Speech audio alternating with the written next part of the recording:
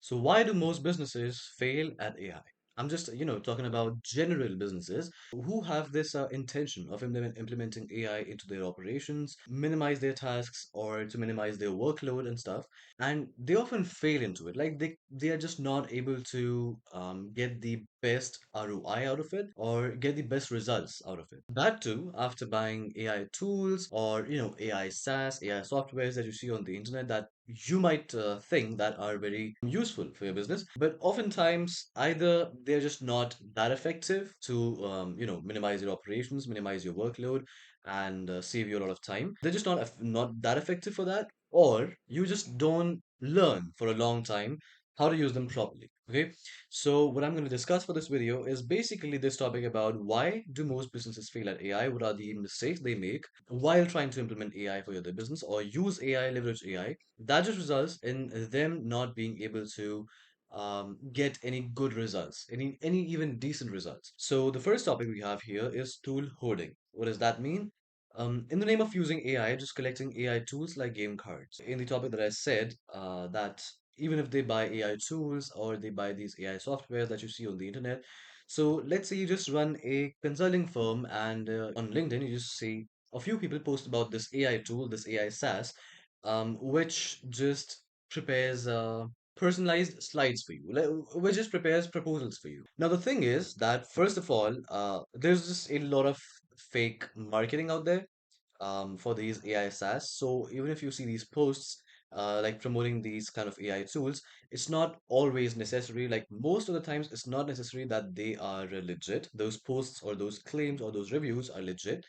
And what just ends up happening is even if you buy these tools, now you don't literally know how to use them because of course, like as I just give you an example of a consulting firm, if you're someone working in a firm, you don't have the time to learn this tool on the other hand, right? You already have a lot of work to do in your, this job. So the thing is that you eventually just don't end up learning the tools to maximize the leverage out of it. And what happens is you just those AI tools just become those game cards that you once collected. So, for example, these ChatGPT, Copilot, Notion, like these are very fundamental examples of these AI tools or AI softwares.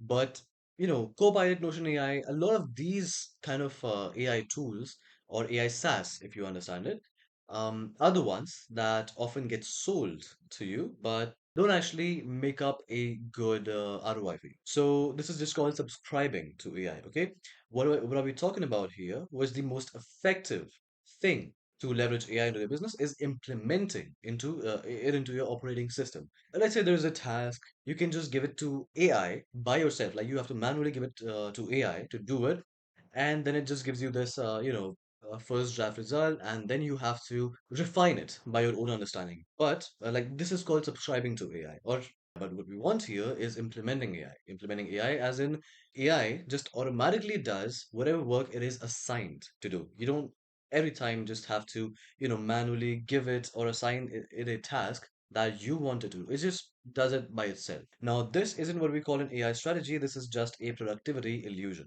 Okay, because of this, like once you just keep collecting AI tools like game cards, what ends up happening is you think that you actually are leveraging AI or you're doing your best to use AI for your business, but in the bigger picture, it's just a productivity illusion because you're not getting any decent ROI from it, okay? As much as it would be possible if you were to, get a customized solution for your business or your firm, okay? So AI doesn't benefit you if you just use it sometimes. It's just meant to replace your busy manual work. Simply put, if AI disappears tomorrow and nothing in your system or operations break, if you were just never using in the first place. Like this is just an example. This is just a hypothetical, situation I'm giving you that let's say if you just have to, decide or you just have to determine if actually you are using AI for your business or not, if you are maximizing the AI leverage for your business or not, then you just take this situation that if this AI that you're using, if it disappears tomorrow, does your system or does your operation still work or will it break? If it still works, then it means you're not using AI. You were not using AI in the first place. And if it does break, then it means that okay, AI was really integrated into your operating system, and That's where the maximum leverage is hidden. Although this is just a hypothetical example, okay? So don't judge AI by like, oh, then AI implementing into your operating system is just harmful because if it disappears tomorrow, our operations will break. It's nothing like that. AI isn't gonna disappear for the next, 10 to 20 years at least. So now, this frame two, which is about no ownership. So it's just a quick question for you. Who owns AI in your company? Owns AI as in who manages AI, who's the one who has the most information upon AI, and who your team members can actually reach out to get any suggestion to learn actually to how use AI. Now if you figured out no one actually owns it and everyone's just personally using it for themselves, this is a sign that you're not leveraging even 20% of the potential AI holds. So again, that's the part that you're not leveraging AI for its highest potential. AI without ownership just turns into no standards, no processes, no accountability, no ROI. Because it's not integrated into your operating system, and you're just using it manually whenever you want it to complete some of your tasks. Then the thing is, it is pretty inconvenient, it is pretty inconsistent, and it's just you're not going to use it every single time you do it. Like, it's not necessary, and there's just no accountability, right? So this is the thing that it just doesn't provide you with any high ROI. If you do this thing, if you do this, if you use AI this way that I just mentioned, and because no one is responsible for what gets automated, what stays manual, what tools are approved, and what workflows change. And it's just because no one is responsible for what gets automated, what stays manual, what tools are approved, and what workflows change. Okay. So all I'm trying to say here is you actually now because you are implementing AI into your operating system, please just try to understand this phrase that I just keep mentioning again and again, which is implementing AI into your operating system. The way you operate, the way operations look like in your firm, in your business, and the way tasks are usually done or done all the time, that is what AI is, and that's what leveraging AI is. So, again, because AI is getting implemented into your operating system, you actually need someone to decide what gets automated, what workflows change, or what changes to make here and there, even to train your team members to use AI the right way.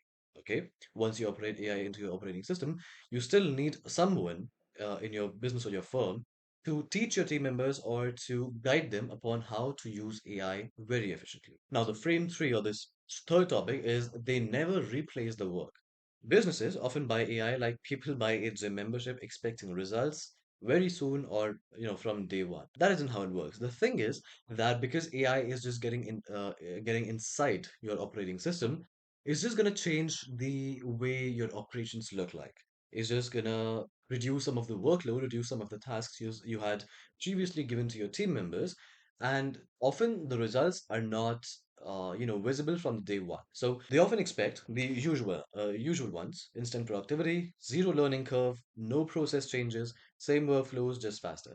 So first of all, instant productivity. There's not going to be instant productivity, but it's also the case that you don't have to wait a lot any long for that. It's just like it'll save you a lot of time. It just saves you a lot of efforts that you would have put into tasks that do not require any job excellence or your job skill set or your job experience, and then zero learning curve. You actually have to learn how to use AI specifically for your business. Like, let's say you have a guy who does AI for you, who implements AI into your systems, which is pretty customized according to the way you guys operate and the way your tasks look like. So there is going to be a decent learning curve for your team members on how to actually operate AI. And believe me, this does sound or look like this extra step that your team members have to take once you implement AI. But this actually sets you apart from most of the businesses in your industry because this is the exact step that most businesses aren't willing to take. No process changes and same workflows, just faster. It's not the case. The way that work flows inside your firm or your business, that is going to change because now a lot of those tasks, like let's say 40 to 60% of those tasks, are going to be automated by AI, just eliminated from your team members to-do list. And your team members actually have to adapt into this new way of how the workflow looks like, and similarly for the processes. Unfortunately, this isn't how it works, like instant productivity or zero learning curve or no process changes. Real AI adoption actually looks something like fewer steps, fewer handoffs, fewer approvals, and less human involvement. Fewer steps that just, directly leads to less human involvement, fewer handoffs, because now a lot of these tasks are going to be handled by AI. You don't have to hand off every single task to your team members, and fewer approvals. Now, the fourth and the last topic, which is treating AI as a side project. So, this is more of a mental mistake, I would say, like the way you think mentally about AI. So, very simply, in layman language, if I just try to make you understand what I mean by this point until you understand the purpose of AI in your business, is that you cannot just have a vague understanding of AI as such as AI will just help you in your business, AI will just save time for you, AI will just increase the ROI you get from your work output, AI will just increase your business leverage or anything like that. You actually have to exactly know about what AI would look like in your business, and that would be with the help of course, someone who's an AI consultant like me, anybody who has this AI knowledge or any knowledge upon how AI gets implemented into businesses and how does it essentially leverage businesses. So yeah, once you get that understanding, only then would you be successfully able to leverage AI. So with regards to this point, you'd only treat AI as a side project when you consider it to be a project. So that's what the title says, that treating AI as a side project. Not just a side project, not even a main project. AI is just not a project. AI, as I said in the very start, AI is something that you implement into your operating system, and something that you implement into your operating system, you cannot call it a project. So not even a side project. AI isn't even a main project. AI is something that you integrate into your operating system and something that you implement into your operating system. Would you call it a project? Or would you just call it a way that you operate? Let's again take an example of a consulting firm. So the typical consulting firm process looks something like, whenever they have to, start a consulting project, that they just prepare this proposal for this new business. They just show the proposal to them. The whole team comes. Into the meeting. They just make the other business understand everything. Then once the project starts, all these factors such as diagnosis, analysis, some project synthesis and all that stuff, that starts.